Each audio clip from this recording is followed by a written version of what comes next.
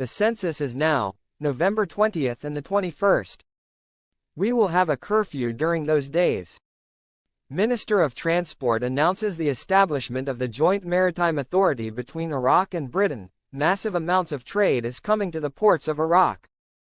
I suspect al-Sudani and his teams are fully aware of the priorities needed to make it all happen. Guys, it's over, it's done, and yes, I know something you don't. Mazhar Mohammed Saleh, Economic Affairs Advisor to Prime Minister Mohammed Shia al-Sudani, described the banking system in Iraq as rentier par excellence, noting that this requires a comprehensive reform process. Saleh stressed that this requires a comprehensive reform process to create market institutions, indicating that this enables the banking market to be integrated with the international financial and banking system and become attractive to global banks on a large scale.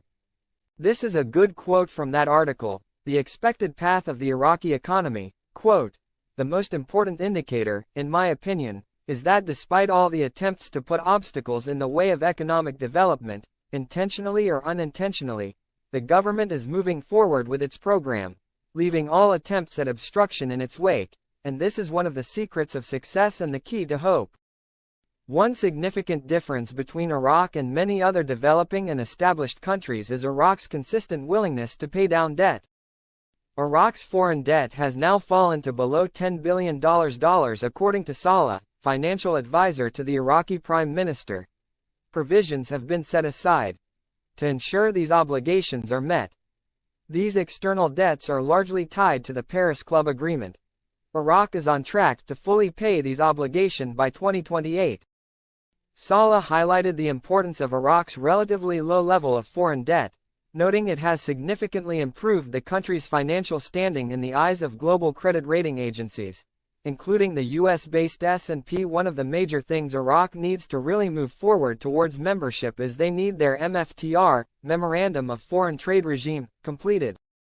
Article quote, "The completion of all these requirements was confirmed in March of 2024. Iraq's next meeting is roughly November 6th through the 8th.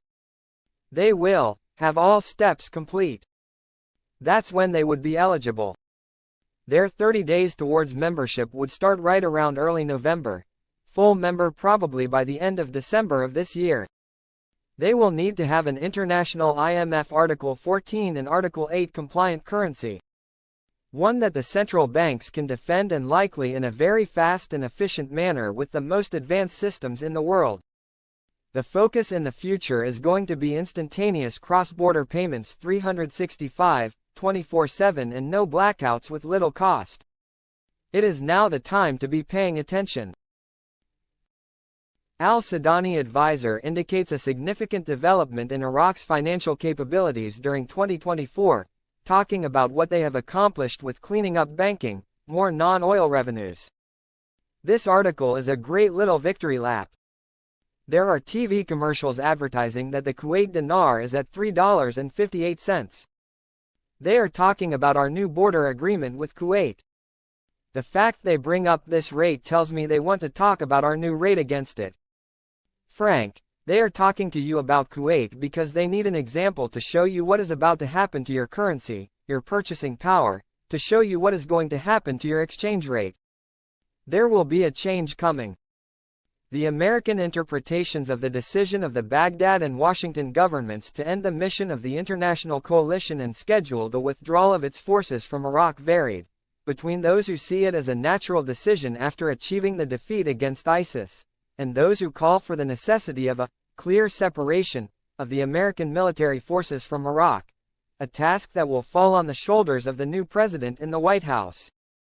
The American website, Medialine, stated in a report translated by Shafaq news agency that the Iraqi-American decision comes amid escalating tensions in the Middle East, where wars involving Israel, the Lebanese Hezbollah, and the Hamas movement in Gaza increase the risks of a wider regional war.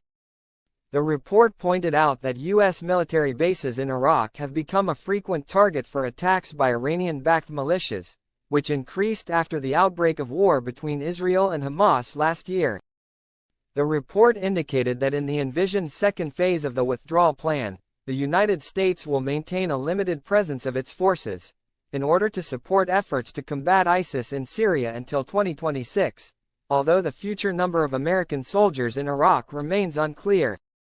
In this context, the American magazine, Time, considered that despite the insistence of American officials that Washington will not withdraw all of its 2,500 troops from Iraq, these officials are reluctant to use the term withdrawal, even if the United States will reduce its deployment over the next 2 years.